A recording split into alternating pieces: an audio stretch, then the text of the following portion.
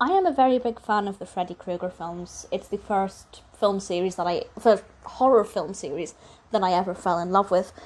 And I find that the films are either really amazing or very average. For example, I loved the first one. The second was quite dull. The third one is my favourite.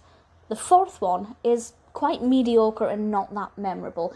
That's not to say it's a bad film, because the second film and this one are still good, but compared to the quality of the first and the third, knowing what Freddy Krueger could bring to us in the Elm Street films, I feel like this could have been a little bit better. So, A Nightmare on Elm Street 4, The Dream Master, was released in 1989, directed by Renny Harlin, and stars, of course, the fabulous Robert Englund as everybody's favourite Freddy Krueger. And I'll read the description from IMDb, but long story short, it's very similar to the other films.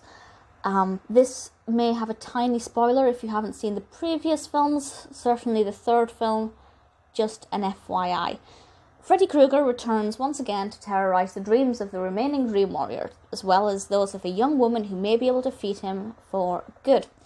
So, as a follow-on from the previous film, I think it works well. It still remains quite true to its original narrative, which is something that I like. The characters are absolutely... the other characters don't mean anything to me. At no point with any of the Freddy Krueger films did I think, well, I hope that person doesn't die. I hope he doesn't get that person. They're largely just average, boring teens, young adults, people that just are not very well developed. But the film is not about them. The film is about Freddy Krueger. Obviously, they have their roles to play and they encourage certain development. Ultimately, the bits that are enjoyable are the bits with Krueger and when he is on screen. I think the special effects are very good. Not as good as the third film, but I love the third film so much. The children in this really create the atmosphere. They make it a little bit more creepy and a little bit more spooky. But then young children in any horror film is always going to do that. This is not a bad film. I'm not going to say too much more about the narrative because I don't really want to spoil anything. But I will say, in terms of the mood and the way it feels and the intensity and how frequently there's a moment of horror, it's more akin to the second film. Whereas the third film, I feel, is just plot development after plot development. It keeps you on the toes, you're constantly moving, you never know where Freddy Krueger is. This one just feels a little bit slower and, it feels just a little less scary. I don't know if that's just me because it doesn't necessarily speak to things that I'm scared of as much as the third film. Or indeed the first film.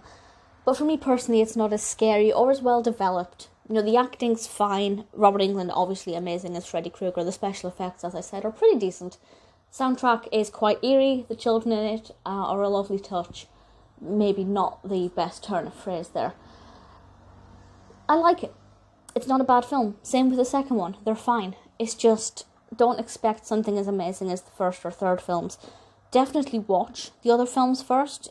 The only way you can really enjoy Elm Street is to watch them in order and to know what Freddy Krueger has been through up till that point, and indeed to know what some of the recurring characters have been through. I think that's the only real way to truly understand the nightmare that they're living in. And it is quite scary. It's just because it's tamer than the previous ones, it doesn't mean it's not scary. It's just, it's not as good. I apologise there if you heard my phone ringing. That was untimely. Yeah, it's fine. It's good. I will watch it again. A Freddy Krueger marathon would be incomplete without this. I think it's lacking something. Not bad, not great.